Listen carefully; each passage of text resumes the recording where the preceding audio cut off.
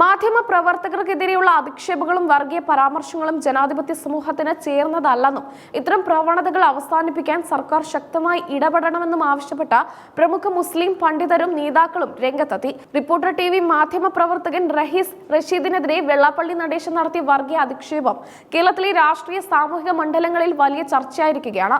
കേരള മുസ്ലിം Jamaat-e general secretary Sayyid ഇബ്രാഹിമുൽ Khaleel അൽ ബുഖാരി, സമസ്ത നേതാവ് സത്താൻ പന്തല്ലൂർ എന്നിവർ ഈ വിഷയത്തിൽ സർക്കാർ നിലപാടിനെ ചോദ്യം ചെയ്ത് രംഗത്തെത്തിയിട്ടുണ്ട്. മാധ്യമ പ്രവർത്തകർ തങ്ങളുടെ ജോലി നിർവഹിക്കുന്നതിനിടെ വ്യക്തിപരമായും വർഗീയമായും അധിക്ഷേപിക്കപ്പെടുന്നത് അംഗീകരിക്കാനാവില്ലെന്ന് സയ്യിദ് ഇബ്രാഹിമുൽ ഖലീൽ അൽ ബുഖാരി വ്യക്തമാക്കി. ഒരു പ്രത്യേക സമുദായത്തിൽ പെട്ടവനായതുകൊണ്ട് മാത്രം ഒരാളെ ലക്ഷ്യം വെക്കുന്നത് അപകടകരമായ സൂചനയാണെന്നും അദ്ദേഹം കൂട്ടിച്ചേർത്തു. മാധ്യമ സ്വാതന്ത്ര്യം ഉറപ്പുവരുത്തേണ്ട ഉത്തരവാദിത്തം ഭരണകൂടത്തിനുണ്ടെന്നും അദ്ദേഹം ഓർമ്മിപ്പിച്ചു.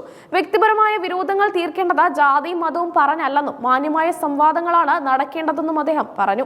വിവിധ സമുദായങ്ങൾക്ക് സർക്കാർ നൽകുന്ന ആനുകൂല്യങ്ങളെക്കുറിച്ചും സ്ഥാപനങ്ങളെക്കുറിച്ചും വെള്ളാപ്പള്ളി നടേശൻ ഉന്നയിക്കുന്ന ആരോപണങ്ങൾക്ക് മറുപടി പറയേണ്ടത് രാഷ്ട്രീയ നേതൃത്വമാണെന്ന് ഖലീൽ തങ്ങൾ പറഞ്ഞു.